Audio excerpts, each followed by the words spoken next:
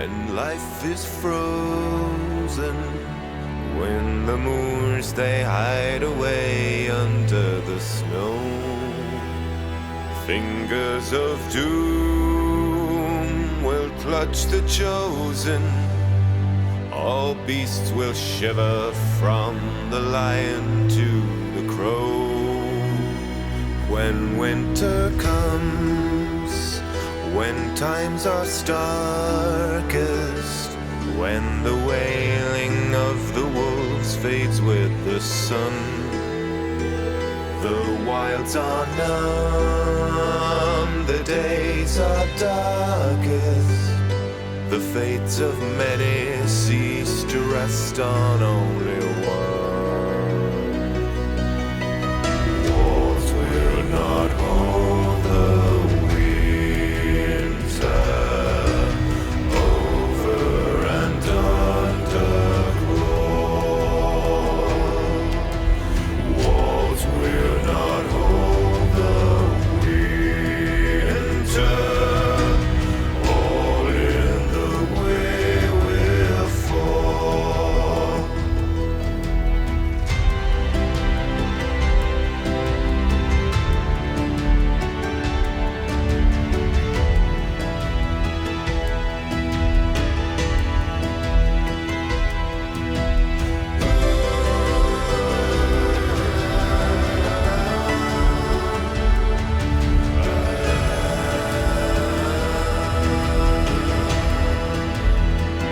When winter comes, when thrones are idle, when the brave they cower under eyes of blue, the rising roar, the endless cycle, turns the darkest myths of yesterday to truth. Walls will not hold the winter over and underground. Walls will not hold the winter. All in the way will fall.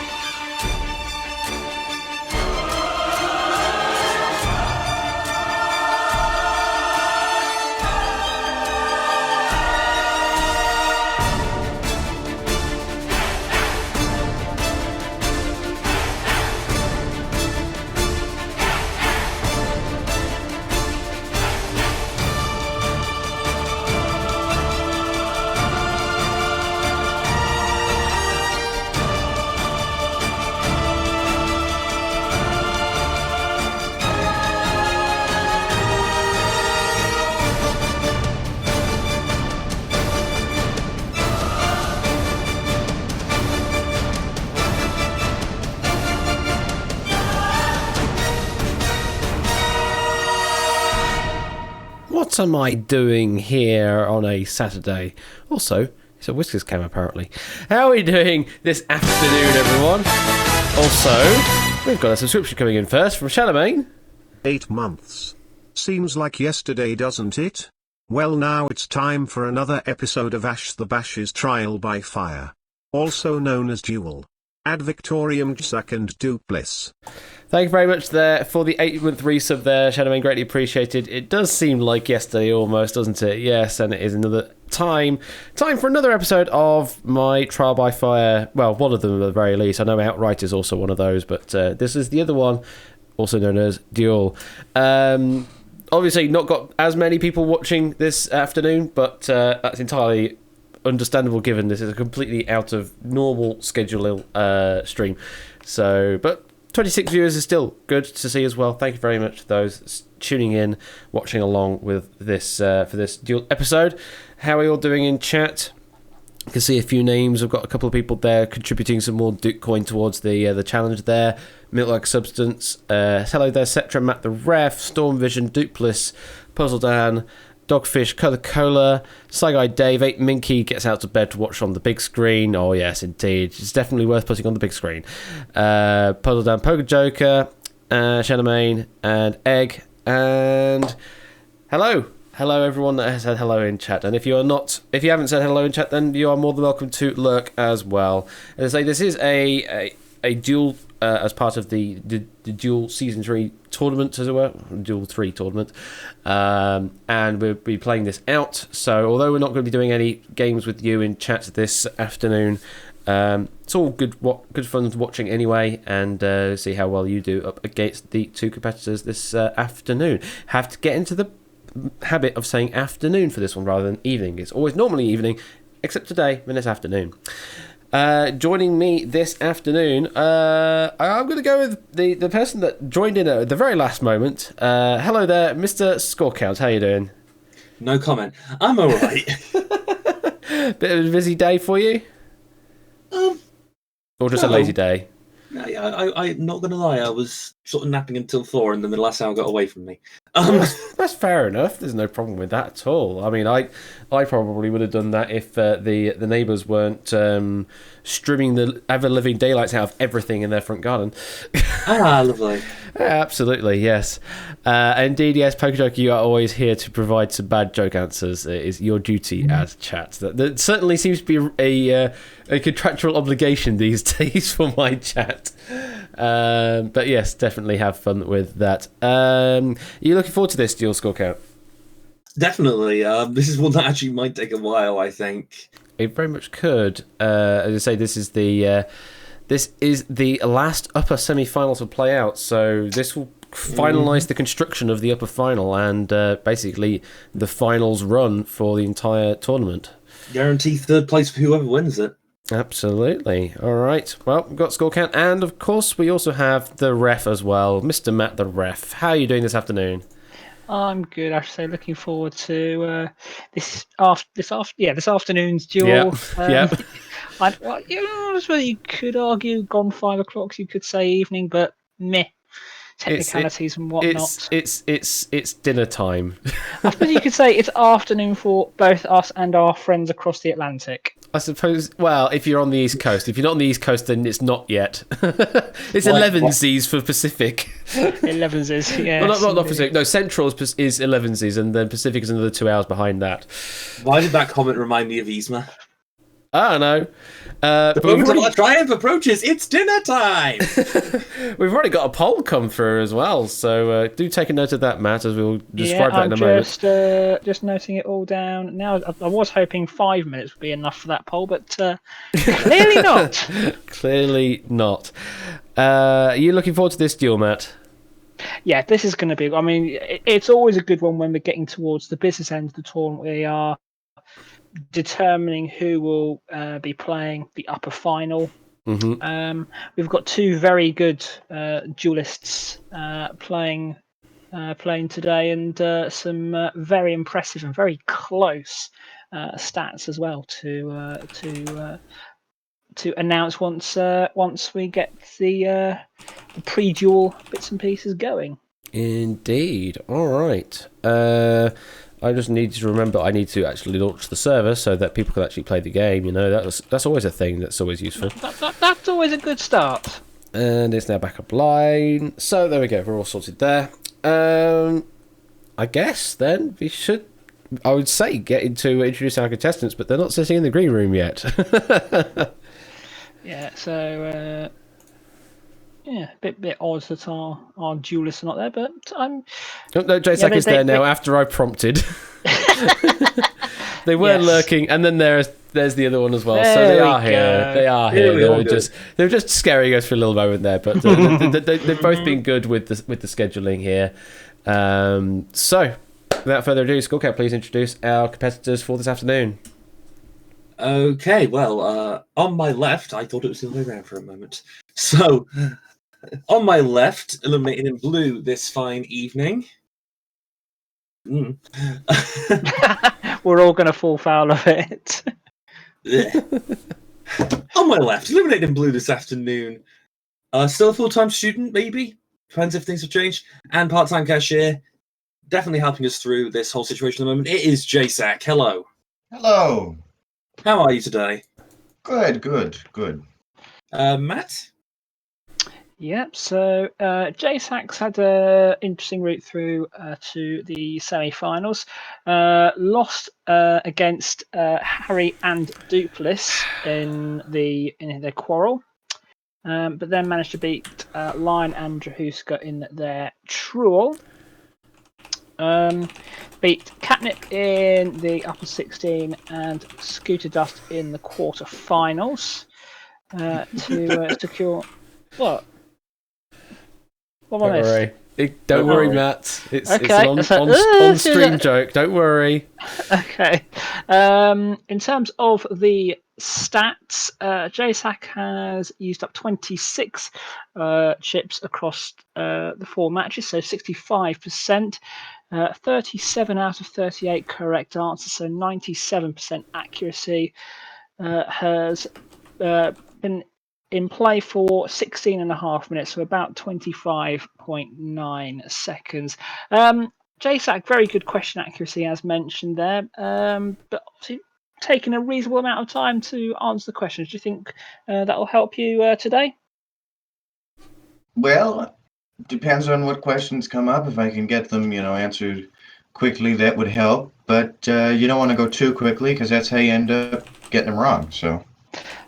Very good point there. Very good point. I mean, as been pointed out, however, in a previous evening's duel, that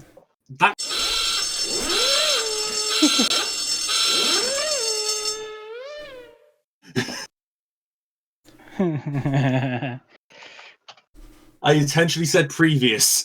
I know. As pointed out in a previous day of dueling, you can possibly overthink these questions quite a bit, as we must fell afoul of. So that's something to perhaps be worried about. On the other hand, on my right, illuminated in yellow this fine afternoon, 21 years old from New York. And are you also still a student, John? I am, yes. Okay, good. Oh, good. We don't have to update that. Studying maths and Japanese. It is John, aka Douglas. How are you today? Good, I'm doing well. Good. Mr. Matt. Well, so as mentioned earlier, this is effectively a rerun of Quarrel C. Duplis actually managed to answer 14 out of the 15 correctly in the Quarrel against Harry, Jason, and Random Zombie. Duplis then managed to beat Itogi and White Shadow in Truel C. And in terms of their route through in the upper round, where's my notes gone? Yep, so beat Grunkle in the Proven 16. And then beat Weemers on a 1-question duel to reach the semi-finals. And in terms of the stats, this is where it does get very, very close. 25 chips lost out of 40, so 60%. So you've lost 1 fewer chip to the void in comparison with JSAC. 25 out of 26 correct answers. So you have answered 12 questions fewer than JSAC. In terms of time, you've been in play just under 14 minutes, so averaging about 32 seconds per question. So obviously a fair bit longer than JSAC, but as you know, sometimes using the time up can be a blessing as well as a curse. Yeah, I usually like to think about my answers and make sure I'm reading everything right. So Usually, he's put the word usually in front of Yeah, that usually. as a clarifier.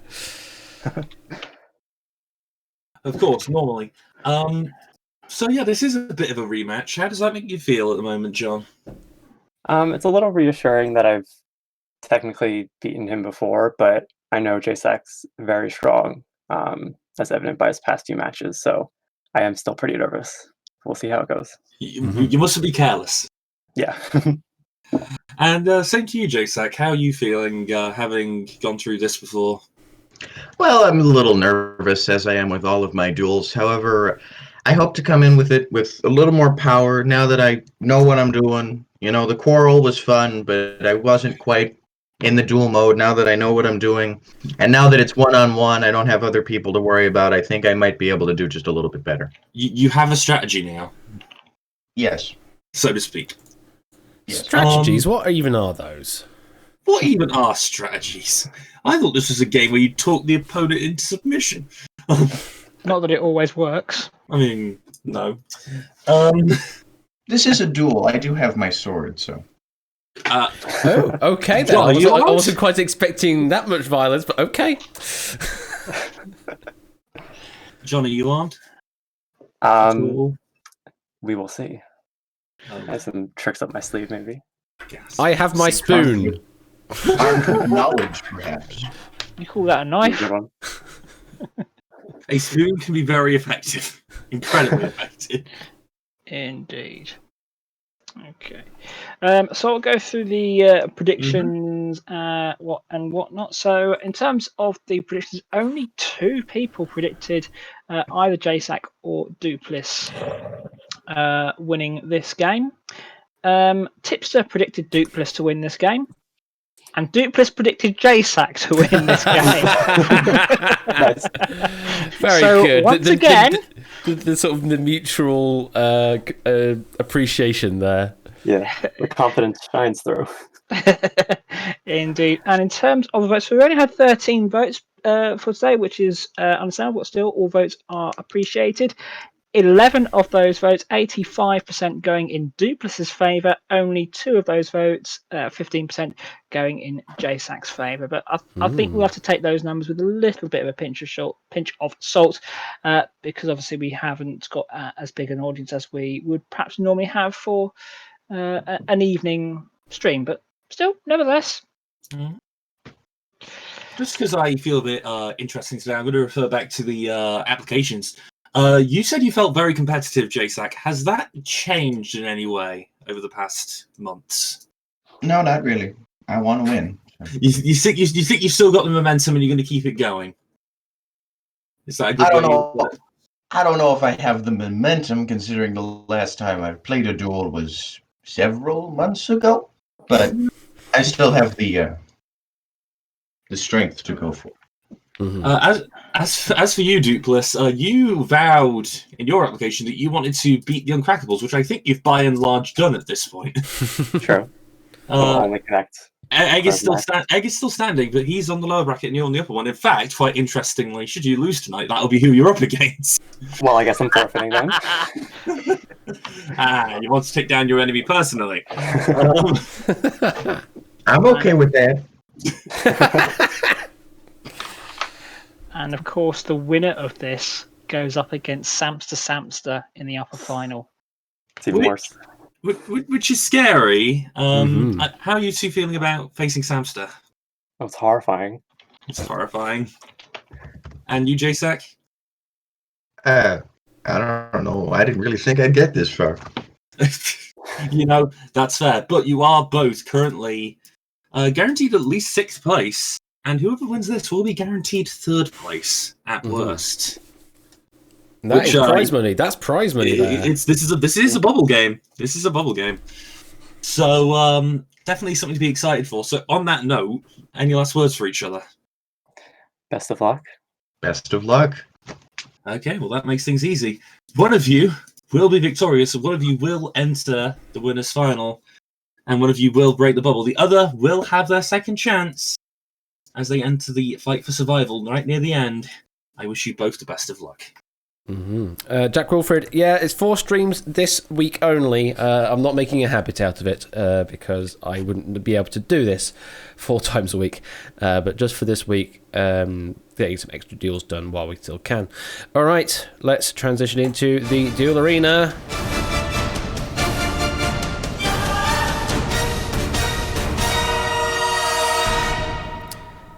And the lights are not working.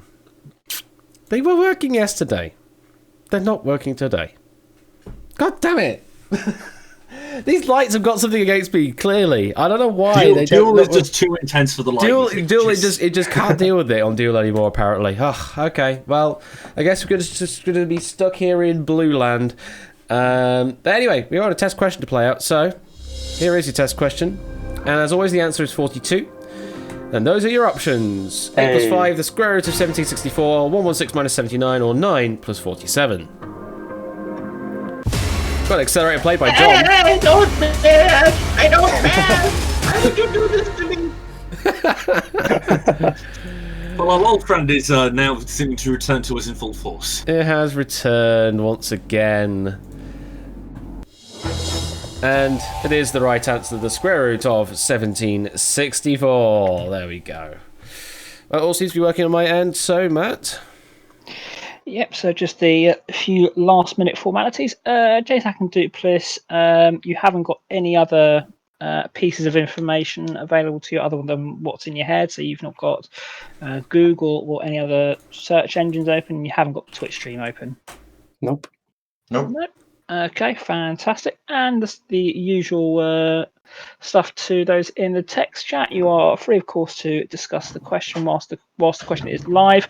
However, once Ash reveals what the players have selected, we would ask that any discussions which may or may not reveal the correct answer cease at that point. JSAC Duplis, the very best of luck to you both. Let's see who's going to make their way through to the upper final. All right, JSAC John, you both have 10 chips, 2 accelerators, and 5 minutes on your clocks. If you're both ready, let's duel. Oh, hey, now they're talking. Now the lights are talking to me. Clearly knew it wasn't just time yet. Absolutely. All right, good luck to both of you. Here comes your first real question. The 10-letter word describing a period of 1,000 years is correctly spelled with 2 of what vowel? The options are I, E, A, U.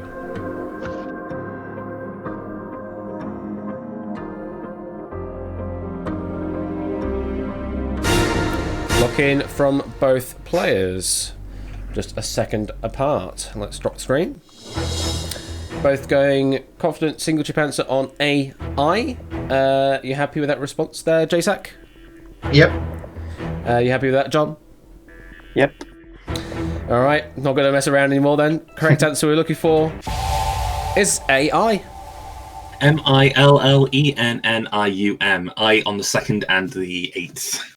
Okay, there we go. Both players having no problems there, Matt, and not much really to talk about yet.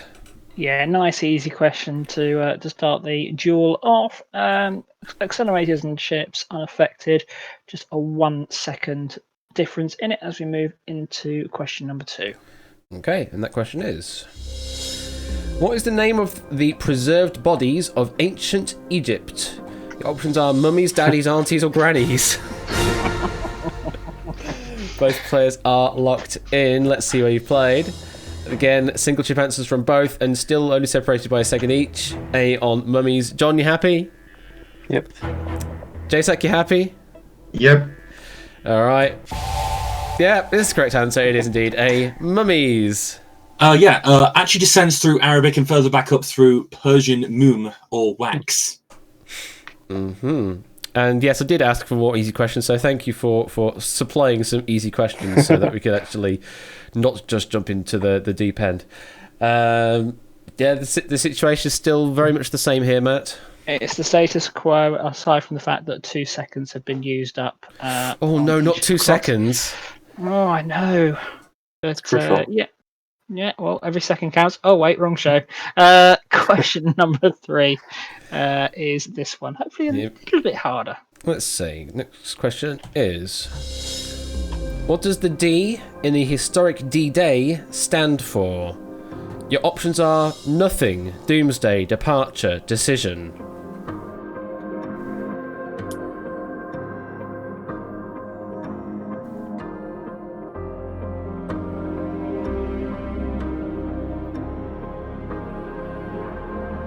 Both players having a bit more of a think on this one. JSAC is in though. Do you know this? He's deciding not to respond. Interesting.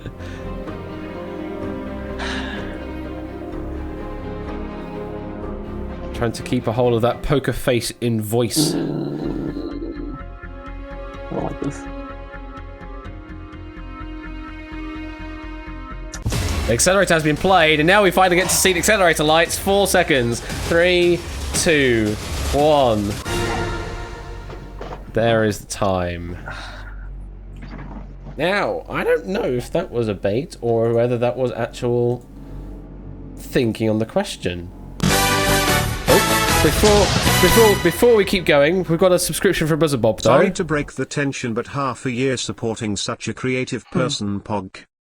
Thank you very much for the 6-month resub, Buzzer Bob. Greatly appreciated. And I do what I can. All right, let's drop the screen. Oh, good. Okay. Okay, both players on a nothing. Why the hell would there be a D in D-Day then if it stands for nothing? John, any clues?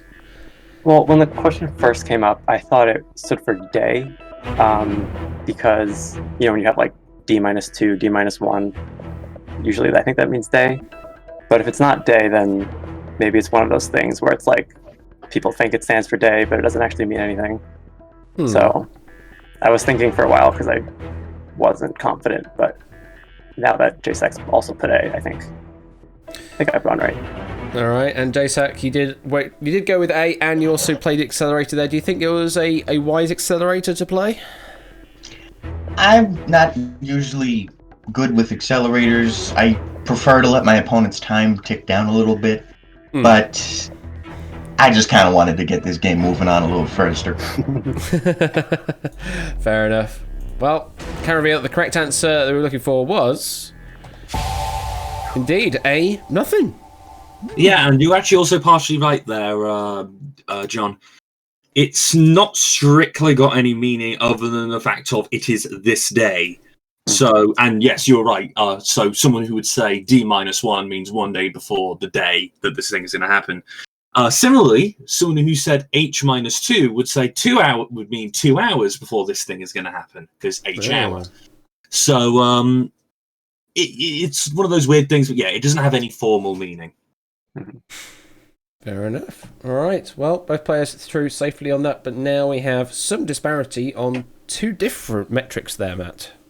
Yeah, so Duper still has the accelerator advantage, 2 plays 1, but JSAC with an enormous time advantage of 37 seconds. So 4 minutes and 27 plays, 3 minutes and 50. See if Dupers can reclaim any of that time advantage back. Let's see what question 4 has to offer us. Yeah, even though that 3 minutes 50 is still plenty of time to play absolutely. With. And we saw what happened on the duel on Wednesday evening. Oh yeah, absolutely. All right, here comes the next question. The Two Gentlemen of Verona is Shakespeare's only work to feature a canine character. What was the doggie's name? Your options are crab, cat, condor, camel.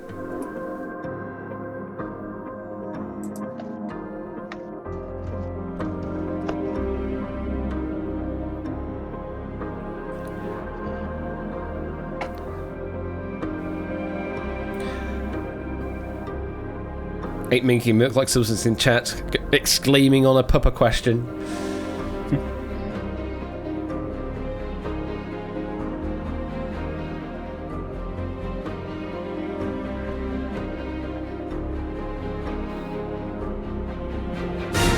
John is now in.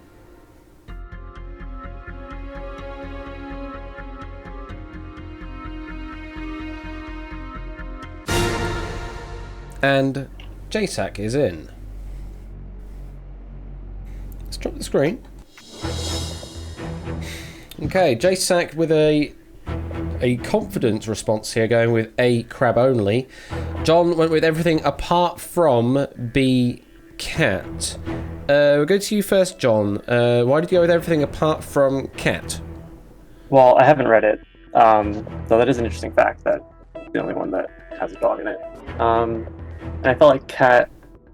I don't remember if The Two Gentlemen of Verona is a comedy, but I would guess that it's not. So then cat wouldn't really make sense. So I just wanted to save a chip. So it's the other three. Fair enough. JSAC, you seem pretty confident with your response there of a crab. Are you confident, or is this just literally a to keep a hold of loads of chips? Well, it's partially confidence, partially chips. I don't recall a cat or a condor or a camel. Crab sounded vaguely familiar, and I was hoping perhaps I could hold on to my chips for just a little bit longer. So I went with the move. All right, well, if you are right with your answer there of a crab, then you will take a 2-chip lead ahead of John. However, if the answer is condor or camel, then John will take the win. However, if the answer is B, cat, then we go to sudden death and we have another subscription coming in. So we'll just let that play out first. Much love to Ash and the rest of the Bash community. 5 months, I? Doot. Doot. Thank you very much for the 5-month free sub, Danny Boy. Greatly appreciated. Okay. Let's see. The correct answer is... It is a crab. Yes, The Gentleman of Verona is a comedy, one of Shakespeare's first comedies, or first plays in general, as is sometimes actually flat called his first play. And I love this because so in some publications of his complete canon, as well as just in general, Crab is referred to as the most scene-stealing, non-speaking role in the Shakespeare canon. That is an observation. All right, well, both players are through. However, now, well, JSAC now has the lead on the chips. Yep, 10 plays 8 on the chips in JSAC's favour. 1 accelerator remaining. Does also have a 27-second time advantage. 3 minutes and 40 plays. 3 minutes and 13. Dubris with both accelerators remaining. Question 5 of the semi-final duel is this. Here we go. Which of these I before E, except after C words, are spelt incorrectly? Is it that one, or that one?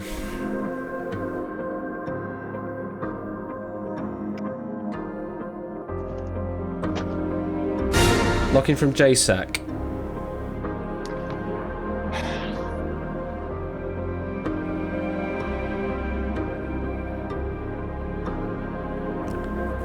This is like 2nd grade spelling.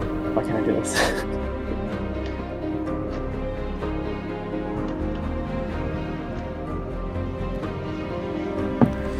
Isn't it amazing what the pressure of the duel arena can do to you, though? Yeah.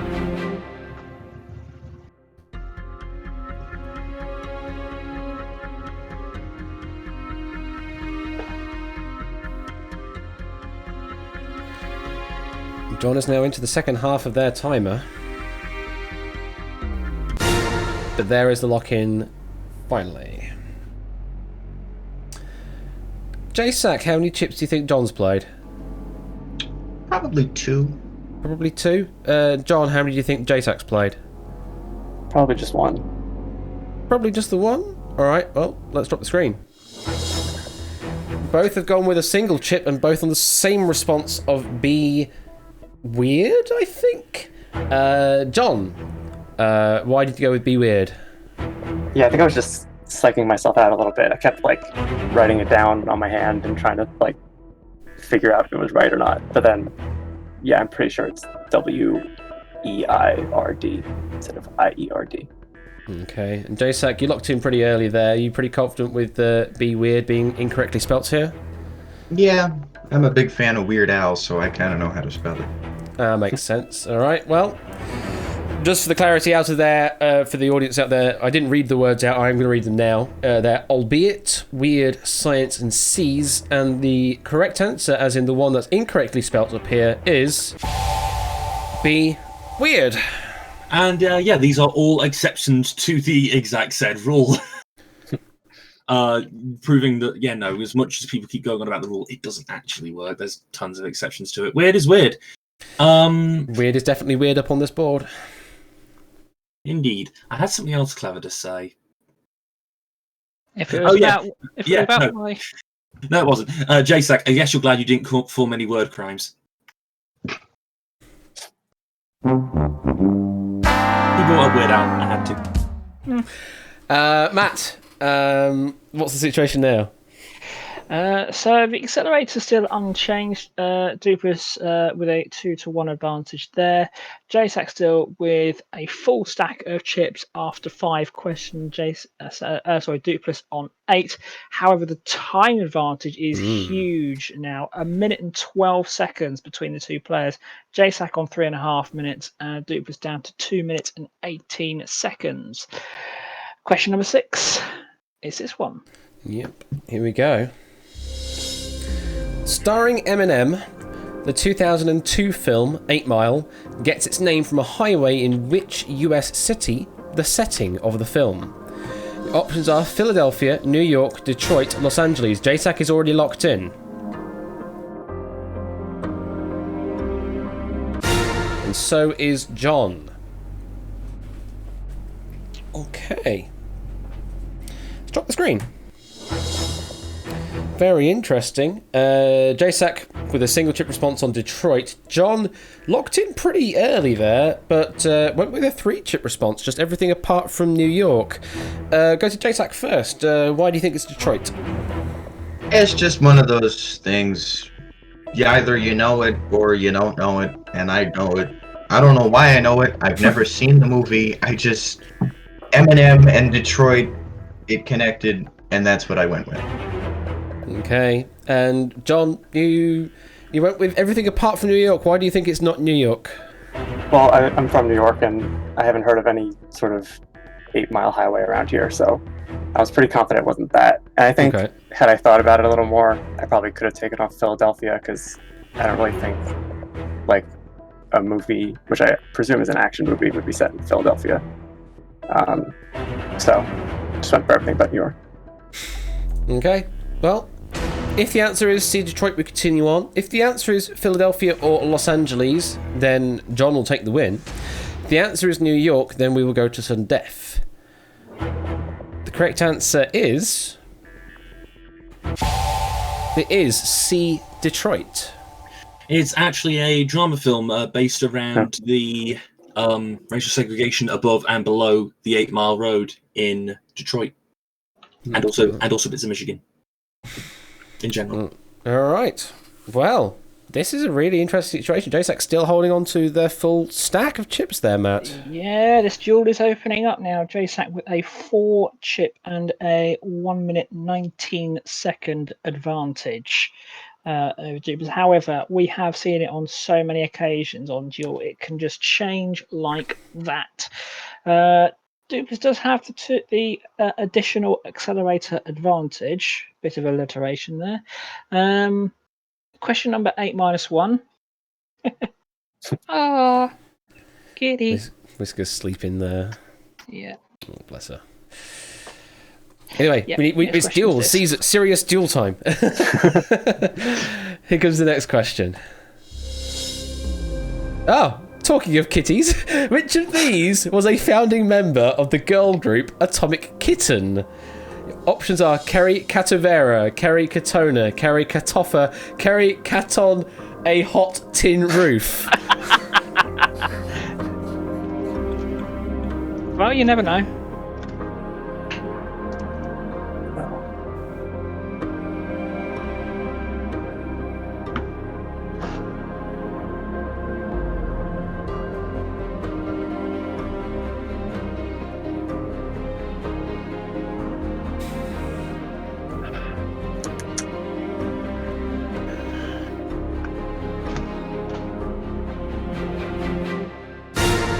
John is in.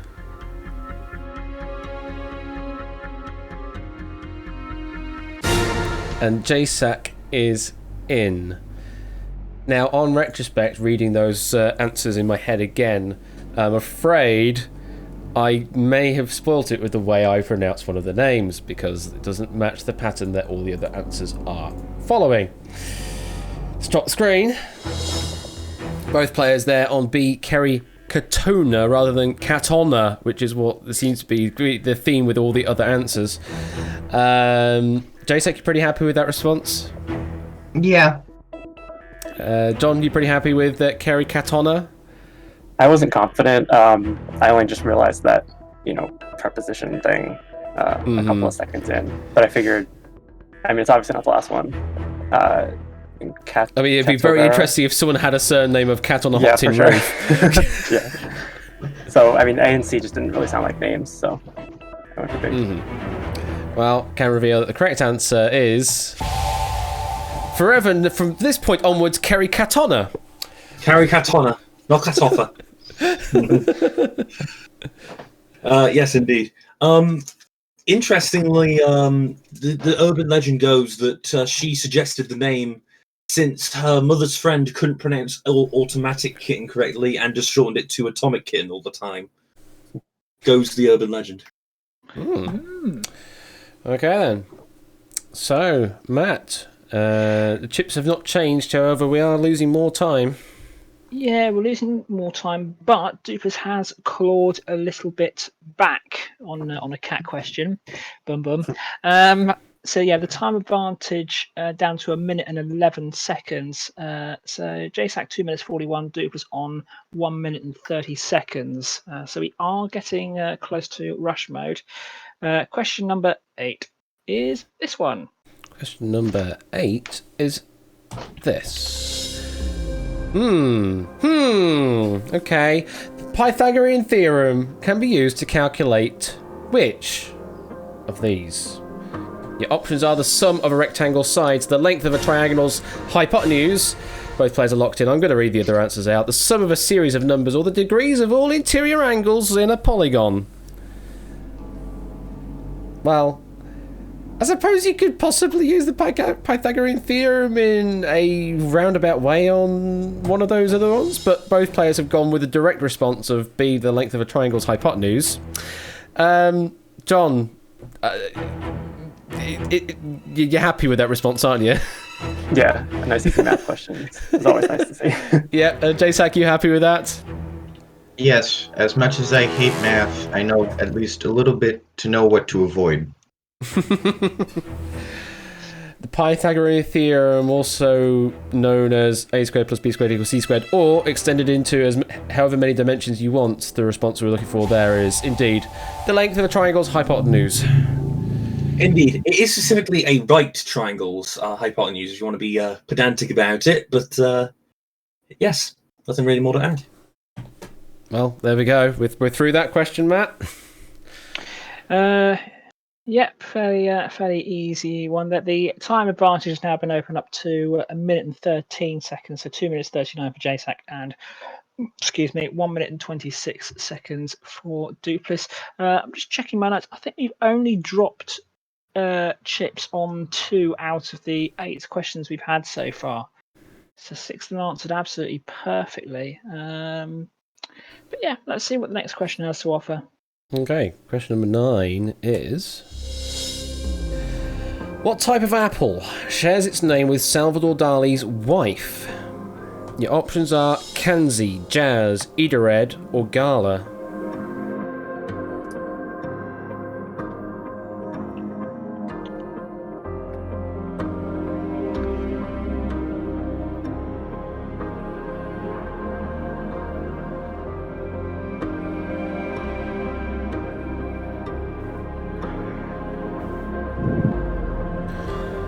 John is now into the last minute of their clock. JSAC still with a little over 2 minutes left. John is now locked in. JSAC is now locked in. JSAC, how many chips do you think John's played? Probably 2. Probably 2. Okay. And John, how many chips do you think JSAC has played? I'm hoping 4, but I'm guessing only 1. Okay. Let's drop the screen. Ooh. Very interesting. So John has actually played a single chip on D-Gala, and JSAC has played 3 chips across everything apart from their Jazz, leaving off of Jazz. JSAC, why did you leave off Jazz? I don't know, a person named Jazz doesn't sound right. The other ones, I know Gala's an apple. The other 2 I haven't really heard of and just sound like they could possibly be names. So I went with them. Okay. And John, you went with just Gala. Why are you so confident with that response? I'm not really confident at all, but just because of the chip disparity, I really wanted to just go for 1 or 2 if I could. Jazz, well, again, didn't really seem like a name. Kanzi seemed kind of more like Chinese or Japanese, maybe, instead of Spanish. And then it was between Eater Ed and Gala, and I just picked randomly. So I'm hoping it's Gala. Okay, trying to claw back some chip disparity here, which indeed it will do a little bit. If the answer is D Gala, then we continue on. If the answer is A Kanzi or C Eatered, then JSAC takes the win. If the answer is B Jazz, then we'll go to sudden death. Can I reveal that the correct answer is... Oh, not that music.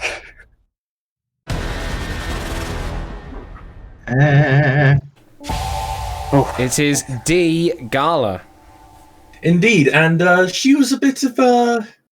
Well, then again, the highest early surrealist player kind of got around a bit because she first married poet Paul Alouad, who then got her involved in the Pointless community. The 2 of them then spent a while in the menage a trois with Ernst, and then she got introduced to Dali. They had an affair, and despite that, she actually remained rather close relations with her original husband. All right then. Gathered a correct response there. John playing well there with the single chip play now brings the deficit down to only 2 chips, Matt. Yeah, so JSAC for the first time in 9 questions losing chips. So it's now 8 chips plays, 6 in JSAC's favour. The time advantage also shrinking ever so slightly. So JSAC on 2 minutes exactly. Duper's on 50.1 seconds. So we are entering rush mode now. Mm-hmm. The accelerators haven't really been touched at all. Actually, since question 3, we haven't touched. So Dupla still with both of his accelerators available. JSAC with just the 1 remaining. Question 10, the first one in rush mode, is this one. Here we go. Question 10 is... In the $1 Million Mine game show hosted by Vernon Kay, you have to give how many correct answers to get $1 million? Your options are 6, 10, 12, or 13.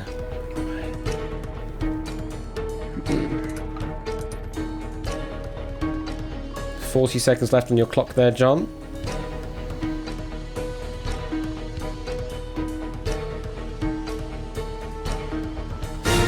John is now locked in. So it's just for you, JSAC, unless John decides to play an accelerator. 1.5 minutes left on your clock, JSAC. Some nervous sounds of That's how I feel from too. JSAC there. How do you play this question? Well, how many questions did it have then? You have locked in. How many questions did it have? That's all we're asking. Vernon Kay. Yeah, well, I'm kind of surprised he was picked for a US game show like that, but I guess it worked, actually. He did a competent job. He did a decent job, but it's very obvious when he's doing the audio dubbing when it's such a plague of US game shows that it's just so obvious when they're doing extra audio dubbing after the fact. Oh. Anyway, aside from that point, let's drop the screen. Okay, JSAC and John have agreed on the answer of B10. John using some of the chips they still have to cover C12 and D13. John, why did you leave off 6? Well, my first thought before the options came up was 9, but that obviously is not correct. So I figured it was probably one of the higher numbers. And I mean, I've seen a couple episodes a while ago, and I don't remember it being that short, with just 6 questions. So it's just between the other 3, and I wasn't sure. Mm-hmm. Am I right in thinking it's got 6 players that normally play in a team for Million I Dollar think Mind that Game? sounds about right, yeah. Yeah, that sounds. JSAC, you also went with 10, but only 10 in comparison to John's 10, 12, and 13. Why are you so confident the answer's 10? I originally thought it was 10. 6, 12, and 13, they're not, round numbers. Like America, with most of our game shows, we like big round numbers. 5, 10, 15, And 12 and 13 just didn't seem right. From what I could remember, they seemed just a little too long. Okay. Well, if the answer is B10, we continue on. If the answer is 12 or 13, then John takes the win. If the answer is 6, then we go to sudden death. Correct answer is... It is B10. The original show might be better, but this show was still a really damn good effort. You were talking about round numbers, JSAC, but this show had anything but. Oh, that money ladder was so weird, but it was because it had to be divided by 6 ways. That's why it had to be divided by 6 ways. But even then, it kind of gets a bit funny near the end because of the obsession with dollars. Because it's like 6, 12, 24, 48, 72, 120, 210, 360, 600, and then a million, which divides into 1, 2, 4, 8, 12, 20, 35, 60. 100,000, and then should you answer all the questions, everyone gets £166,606.67 to dollars. Yeah. It's a bit weird, but I guess that was just the nature of it. 6 is a reference to the original format, What, Where, When, because it's 6 points to get the win. 12 is the 12 and 13 could kind of, I think, references to how many questions you could get in, I think, both versions, although Candice will doubtlessly correct me because I do think it is 13 and has been for ages. The most questions you could actually view on Million Dollar Mind Game, I believe, is 14. Well, you can get 3 wrong plus also pass a question. Is that right? Answer 9 correctly. 3 wrong for 12. Swap another question for 13, and then get your 4th question wrong. Mm-hmm. So actually, I don't know what I'm on about. Well, numbers. What are they even? Wayne number. So, Matt, you are the numbers guy. Tell us what the numbers say. The numbers say that this duel is getting a bit close now. Dupless down to just under 31 seconds and only 4 chips left. So, yes, can still cover all the options, but it is getting a little bit tight for him now. JSAC, 8 chips down to 1 minute and 15, so about a 45-second difference. Dupless still with 2 accelerators. JSAC still on 1. Question number 11 of this semi-final duel is this. Okay. No, you're right there, JSAC. We're hearing some rumbles. That's good. It's good. And hello to Whiskers in the background. Oh, she's awoken and cleaning herself now. Okay. Here is the next question. Which fruit is used to make a banoffee pie dessert? Is it banana, pineapple, kiwi fruit, or mango? 25 seconds left, John. 20 seconds left, John. JSAC is in. 15 seconds left, John. 10. 5, 4, 3, 2, 1. John is now in the top-up territory. If we get through this question and continue on, John will top back up to 20 seconds on their clock. So using literally all the seconds they still had on that particular question. Let's drop the screen. Both players with a single chip response on a banana. John, you were all over the shop there. Why did it take you all that time to then settle on a single chip response of banana? Well, I wasn't sure at first at all. And then, I mean, kiwi and mango just don't really seem like they belong in a pie. And then it was between banana and pineapple. And then I realized banoffee, the first part is ban. So probably it's like banana and coffee or something. So I just went for banana. So you're thinking it is actually that obvious? You're not doing a trick here? I hope so. Well, seems that JSAC has agreed with you here. Why did you go with a banana there, JSAC? Yeah, it's a portmanteau word for banana and toffee. Oh, okay. Seem pretty confident with that response. Can reveal the correct answer is... Yeah, absolutely. It's a lovely thing, banoffee pie, banana and toffee / caramel / whatever. / cream / whatever you want to put it. Whatever else is in there. The clue is in the name, Matt. One of my favourite desserts, this as well. Right, so now we are getting, as people are alluding to in chat, very, very close. Although Duke is down to 0.67 of a second, he will be topped back up to 20 seconds. So it's now a 42-second gap between JSAC and Dupless. Still, the accelerators remain untouched, and JSAC still has a 4-chip advantage, 8 plays 4. Question 12. Is this? Yeah, John still has the luxury to be able to cover all 4 possible answers if he should need to, even with 20 seconds of thinking time. Yeah, and that accelerator's probably not going to have as much a use now. It can certainly have an effect on JSAC from John's perspective. Oh, absolutely. Yeah, absolutely. And it still, still reduces your thinking time to 7 seconds. So, still fairly useful. Anyway, here comes the next question. Etymologically speaking, which vegetable or fruit is a redundancy? Your options are Fuji apple, jalapeno pepper, cayenne pepper, cherry tomato. 10 seconds left, John. 5 seconds, John.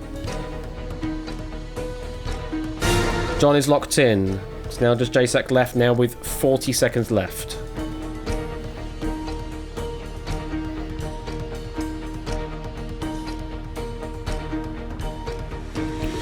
30 seconds left, JSAC.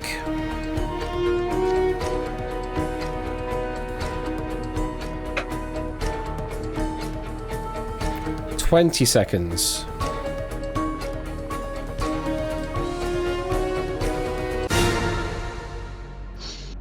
And JSAC is in.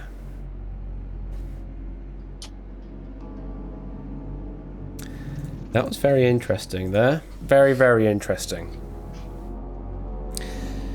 Can reveal that JSAC is now in the 20-second top-up time period now as well.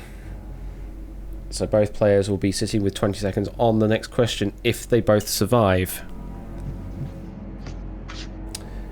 JSAC, how many chips do you think John's played? 1. John, how many do you think JSAC has played? 2, maybe? 2, maybe. Oh. Now, there was a bit of an interesting chip distribution going on JSAC's side for quite a while. I'm not going to say what it was, but he knows what I mean.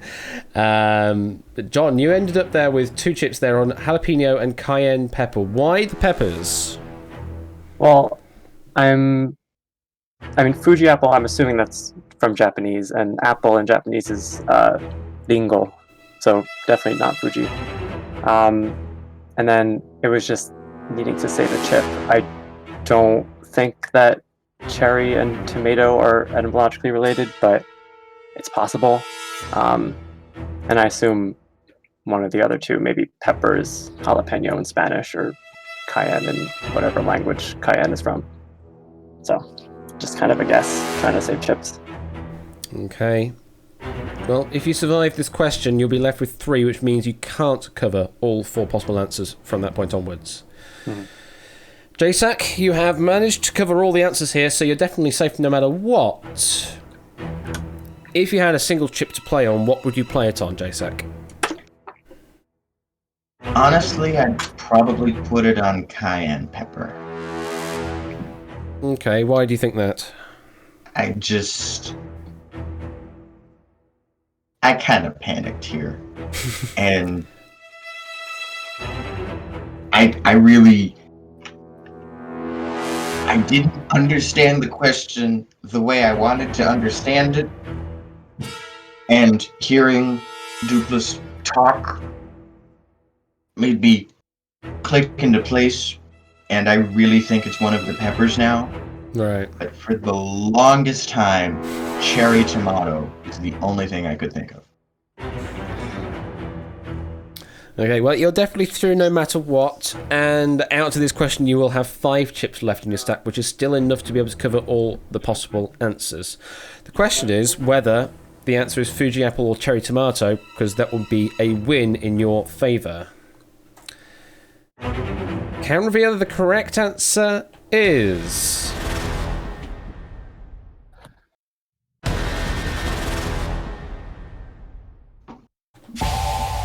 It is C, cayenne pepper.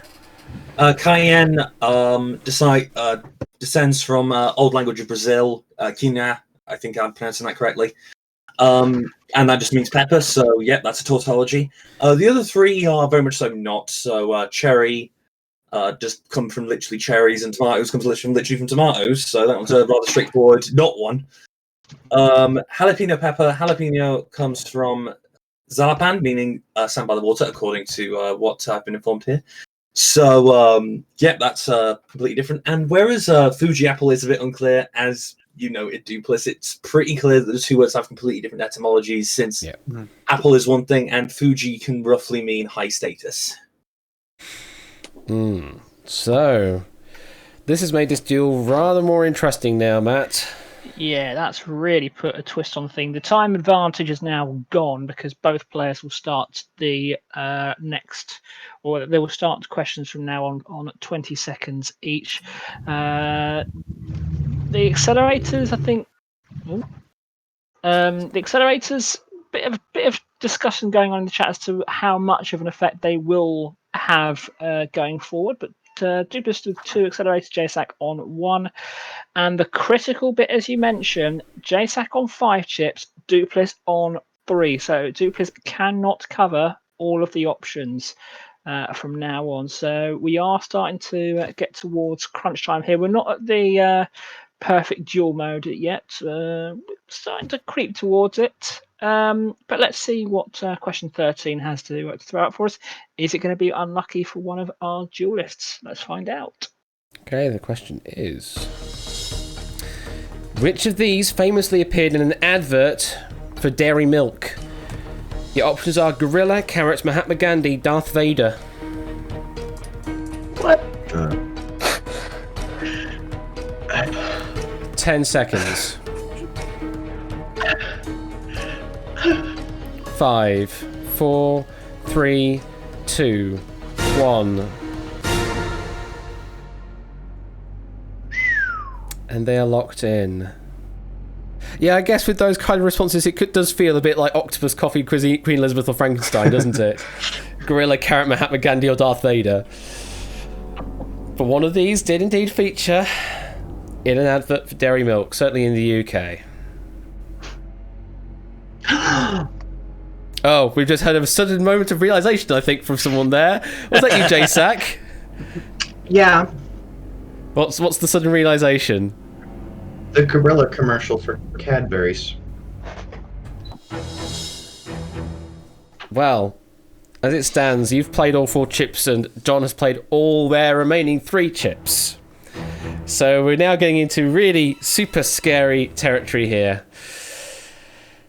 So, JSEC, you're definitely through, but you had that sudden realisation that you remember a Gorilla advert. Yes. Can you remember any more about the advert?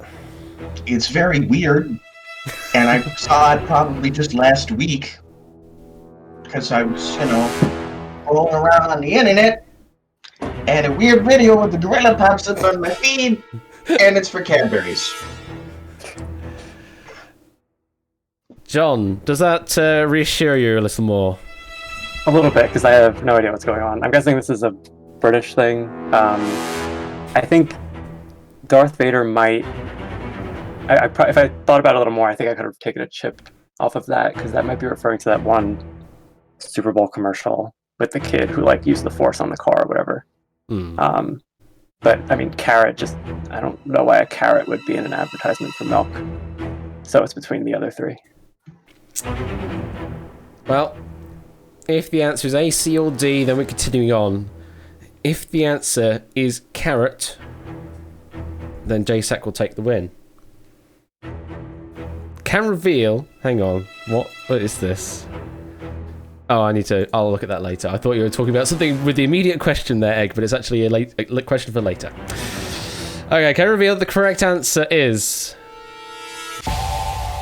It is, technically speaking, someone in a gorilla suit at a drum kit playing the drums to a Phil Collins track. In the Air Tonight, to be more precise. Yes. I mean, it could be Mahatma Gandhi, but it isn't in this case. And to respond to everyone in chat, Gorilla, Carrot, Mahatma Gandhi, or Darth Vader is apparently going to be a recurring thing. Oh, dear. Well, that has brought us rather abruptly into super dangerous territory here, Matt. Yeah, and it would have been actually interesting to see if an accelerator had been played on that question. I think either player could have forced a mistake there, but as such, it is 2-1 in JSAC's favour in the chips, and it's 2-1 in terms of the accelerators in Duplus's favour. So this is really getting tight now. Basically, any mistake from Duplus from now on, and it could well be game over. JSAC, 2 chips, so can't cover all the options, but can sort of reduce it to 50-50, I guess. Question number 14 then of this duel. We are getting towards the record for most number of questions. Not there yet, but let's see what happens. Okay, topping up back to 20 seconds. Here is the question. It's a long question. The reimagined version of the song Rewrite the Stars, originally performed by Zac Efron and Zendaya in the film The Greatest Showman, and covered in 2018 for The Greatest Showman Reimagined, is a cover by who? Is it Jason Mraz and Avril Lavigne, James Arthur and Anne-Marie, Justin Timberlake and Anna Kendrick, or John Mayer and Adele? 10 seconds. What? 5. Locking from John, locking from JSAC.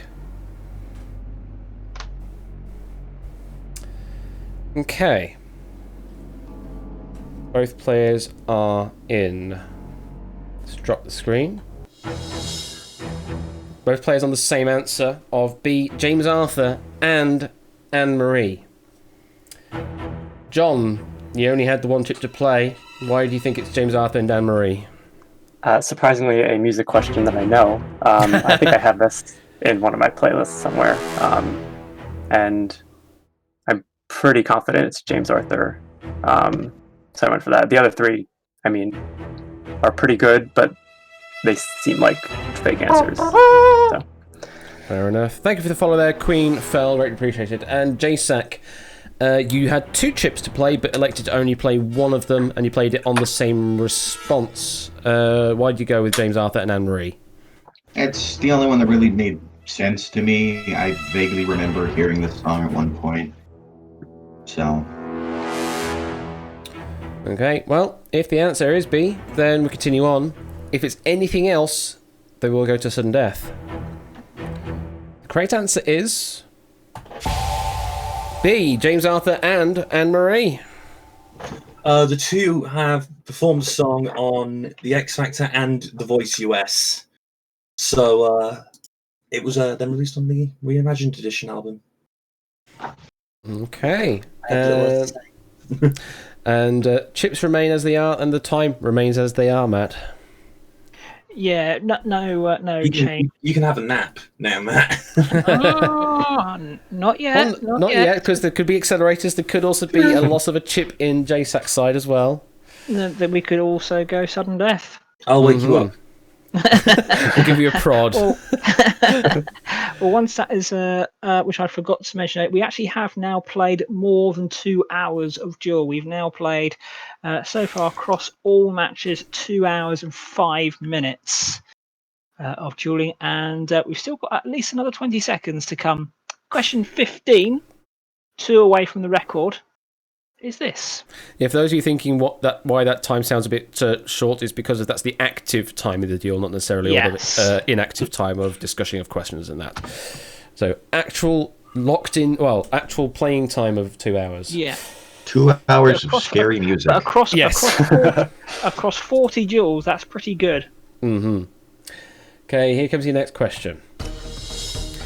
In 2018, which Bake Off presenter joined the company of the revival of Stephen Sondheim's Company on the West End?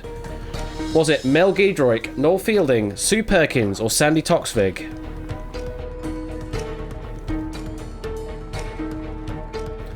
Ten seconds. Locked in from John. 5 seconds. Lock in from JSAC. Okay.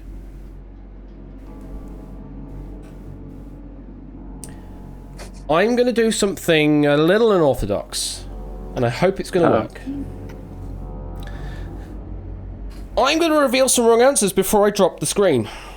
Oh, God. Oh, lordy. First answer I'm going to reveal as a wrong answer before dropping the screen is D, Sandy Toksvig. And the second one to reveal as a wrong answer is Sue Perkins.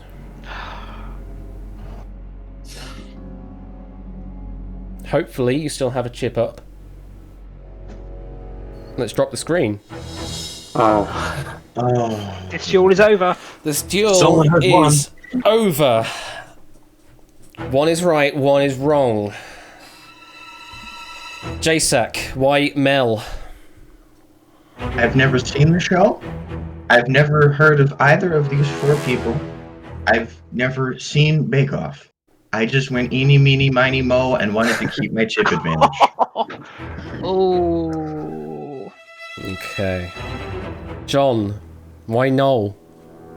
I have a little bit more logic. I don't know for sure, but I mean, Sandy doesn't really seem like she would be doing a musical. And Mel and Sue just don't really seem like the musical type. I know Noel is kind of like an artsy guy, like I've watched him on Taskmaster and stuff, but really it's just a guess. I'm thinking Noel's also been in the Mighty Boosh as well, and that's had a like a live stage tour at some point as well. But was it Mel or was it Noel? And yeah, they've all pretty much been on QI except Mel. That's no, Mel has been on QI, I think. I seem to recall it being on QI. Yeah, Mel's on, so everyone's been on QI. I mean, Sandy's hosting it these days after being on it as a player for quite a few times. Right. If the answer is Mel, then JSAC takes the win into the upper final. If the answer is Noel, John takes the win and advances to the upper final. Can I reveal that the correct answer is... Wow. As long as there's no ad break. Don't give him ideas.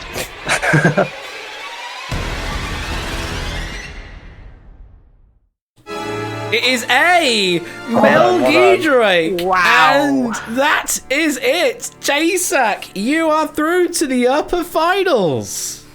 She took on the role of Sarah in the revival production. And yeah, no, not really a lot else to say. Congratulations to John and congratulations to JSAC. Absolutely. Well, JSAC, how do you feel? You're into the upper finals and you're guaranteed some prize money. GG. Thank you for the 500 bits there, Casves. JSAC, you are muted at the moment. I think he might be. There we go.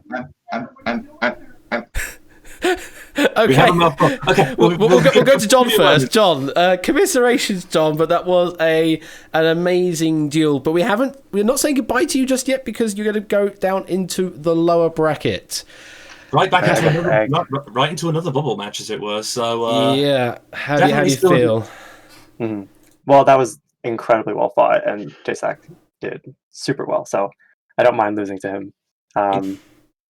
Yeah, it was a lot of fun. So you are still very much so in contention. You're still in a very strong position despite entering the fight for survival. You're up against Egg, but win that game and you're into the top and you're into the final four. So that's true. Egg is pretty tough though. So. So and then you're up against either Tipster or Harry. Beyond that, yeah, everyone's tough. So. Everyone's going to have an interesting time there. So commiserations there, John. Congratulations, J-Sac. You have sealed yourself into a prize-winning position, and you're facing up against Samster in the upper final. Thoughts on that? I have not seen him play, so I will not comment. I mean, he is the perennial not champion. The nearly champion, yes. Mm-hmm. Royal Flush in chat. Oh, J-Sac, oh, honey. You have much to learn. He is very much on the warpath, however, to break that pattern and go for first place, but who knows what could happen with the rest of this bloody tournament at this point. Absolutely anything can happen. As we proved in the previous season, that Samster can be beaten by Cetra. So it just requires one good question in your favour and in not the favour of them, and you can take the win. So that's this game. It is exactly how this game works. You just need to cover the right answer at the right time. So, J-Sac, congratulations. We will see you in the upper finals. Duplis, commiserations, but we will see you in the lower semi-finals part 2, where you will be facing off against Egg on your route to, hopefully, taking the crown. All right. Thank you very much, both of you, and we'll catch you later. Have a good afternoon. I have a quick question for Matt. Mr. Statman. Oh, yeah, okay. Okay, so in all of the duels and the duels and the quarrels that I have participated in, has the audience ever been right? The audience have the polls been right or wrong in all those cases? Never right. I don't remember winning a poll. Let's have a look. So, yeah, you were 15 to 85 on this one. In your qualifying 35-65. Yes, it is, Kate Minky. Upper 16, 31-69. Wow, really the underdog here. You were second in the poll on your Truel. And only 6% predicted you to win your quarrel, although that did have Harry and Duplis, to be fair. And also one thing that we haven't touched on, these two could still end up playing each other again. Oh yeah, we could have a rematch, and it would be a 2-part rematch involved. These two could play each other 4 times across the across the whole tournament. Let's have a look, man. I've got a lot of data as Egg and others saw last night. I have got a hell of a lot of data to pull from.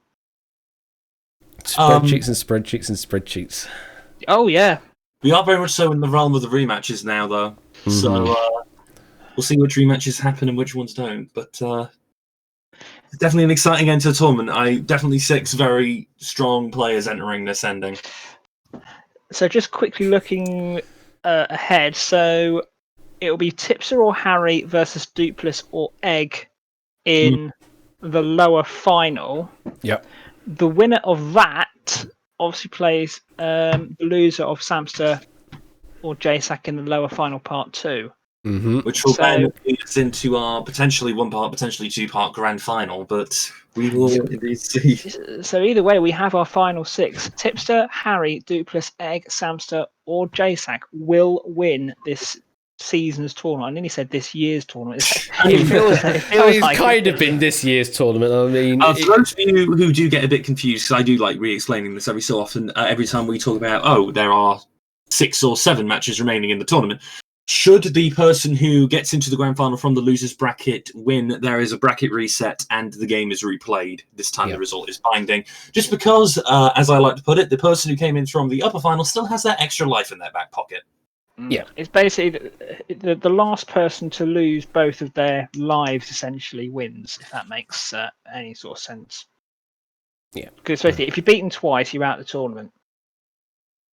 In this phase, technically, you could still be beaten in the previous section in the quarrels phase. Yeah, so ignoring the quarrels. There was a reset at the beginning of the main duel tournament area. Yeah. You get 2 life chips, absolutely. Yeah, that's exactly how it works. All right, well, thank you very much, Duplis, JSAC. Have a good afternoon, and we'll see both of you in future duels, and maybe we'll see you face off against each other again. Who knows? Twice. Looking forward to it. It could happen as early as the losers final. It could happen in the grand final. Who knows? Mm-hmm. There's so many ways that this can end at this point. All right, thank you very much, and we'll catch you later. Thank you. Thank you. No worries. Well, Stupid was right with predicting his winner, because he did predict JSAC to win. It's true, yeah. It's his prediction was right, even if it was at his downfall. Doesn't get you out of last, Matt. Will you stop? Will you stop on that, please? Score. I think we're gonna have to start deducting points from your challenge total every time you mention that. I'm only 2 points ahead of you, so maybe I should shut up. Well, thank you everyone for tuning in this late afternoon in the UK for an epic duel, and we are now into the finals phase. So we're gonna try. I say try to finish this all off by the end of August. Maybe it'll run into the first week of September. We'll see what happens. But we're not far off now.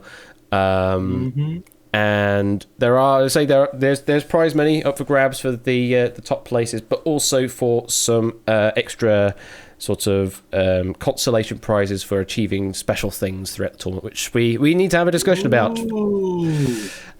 So we will need to chat about what we want to do for those awards, and then there will be some awards ceremony stream or something, I don't know, but things will happen. And then once Duel Season 3 is over, I can finally hit the reset button on the season, and we can actually go into Season 5 of Quiz Night, because we're sitting at episode 67 of Season 4. Which is a bit long, 67 episodes is a bit long for a season. But hey, that's how it goes, I guess. And the Duel reunion episode and things like that, and secretly hoping for another Only Connect tourney following Duel. There may be other things. There may be another tournament after, but that isn't Only Connect. So there are relevant parties out there in chats that know who I'm talking about, and I think I've also alluded to it at one point on stream as well. I think you alluded to it yesterday. Yeah, so there may be another tournament afterwards, but that's pending arrangements and things. So don't expect it to be straight after, but we do want to introduce some extra things.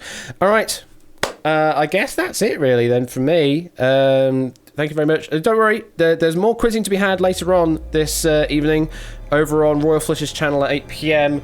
You've got some Google That to play. You've got a double bill of that with his new shiny button Stream Deck. So he's going to be able to do things quicker and or press the wrong buttons like I occasionally do.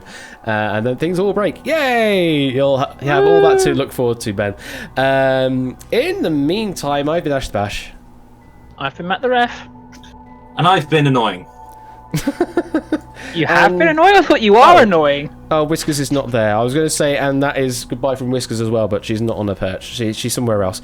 Catch you all later. I'll see you over on Ben's stream at 8 PM. Until then, yeah, I'll be back on Wednesday for Winning Lines, I think. Bye, I think. Catch you later. I think. Bye. I think. Help. I don't do these outros proper. Directed by I think. No, I can't do that now. It's too much effort to do that now. I'm just going to press the button now. Bye!